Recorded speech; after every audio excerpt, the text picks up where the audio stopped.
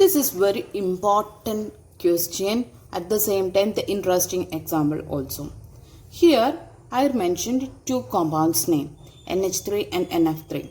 Both it is formed due to the covalent bond formation, but it is having some ionic character that we can explain with the help of dipole moment. When the polarity, that means charge separation, it is developed, that is why we are measuring that polarization with the help of dipole moment. Right? So that structure, it is pyramidal shape. What is the pyramidal shape? Just like a pyramid.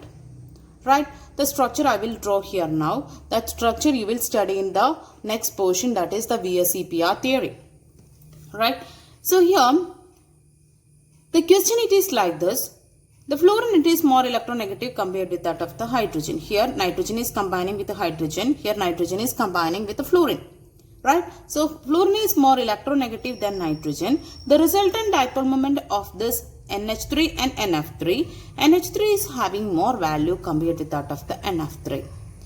We are expecting that F is having more charge separation, because of this is more electronegative. So we are expecting that more dipole moment for this NF3. When we consider the bond dipoles only, they are individual dipoles only. But after the calculation, they understood that NH3 is having more dipole moment compared to that of the NF3. What's the reason? It is very simple. We can explain the same now. NH3's structure, it is like this: N, H, H, H, two dots. That you know that lone pair, right? So here this structure, when you want, you can write with the help of the Lewis dot representation. So you can get the structure like this. Yes, why this lone pair comes and all, you can understand that. The same structure for this fluorine also. Fluorine, fluorine, fluorine. Okay. So for our convenience, this lone pair of electrons we are expressing like this.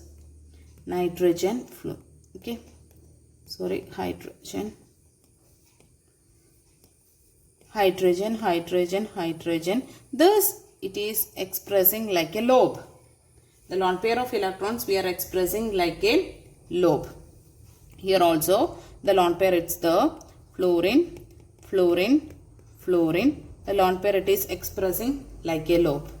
Then just to do our work, the direction, vector direction, vector quantity. So where we need to point and all, you know that here hydrogen and nitrogen. So where we need to point nitrogen or hydrogen, which is having more electronegative character, that one. On the base of electronegativity, we can say that negative and positive charges. No. See, so here when you compare hydrogen and nitrogen, nitrogen is having the negative quantity and this one is having the positive quantity that it want to become. So according to the theory, we studied that the pointed head, it wants to be go to that more electronegative atom. Okay. So here crossed arrow, and this one's clear now.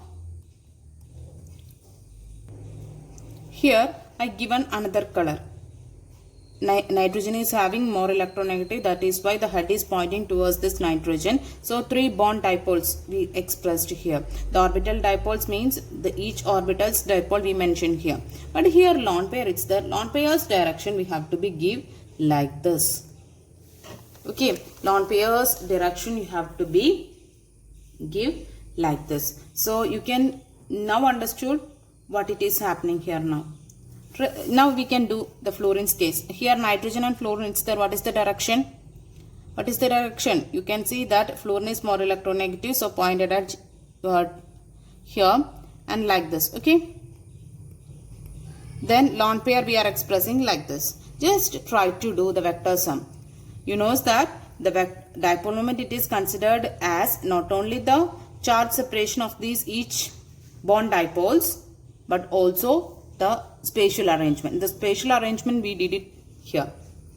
Right? So you can understand that here you know that the total of this one, these three lines which is pointing towards the same direction. So we can say that it is like this. And not only that, the lone pair also in the same direction.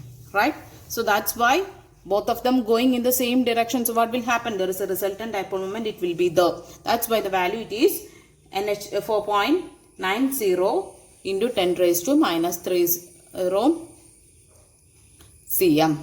In the case of NF3, you just think about that all of these NF that is pointing downwards. So the resultant it is downwards, right? But lone pair is on the topwise. So we can understand that both of them in opposite direction. So the net dipole moment it want to be 0. But here is some value because the cancellation both these altogether the quantity this is high compared to that of the lone pair direction. That's why there is a little amount it is remaining that is 0.80 into 10 raised to minus 30 into cm.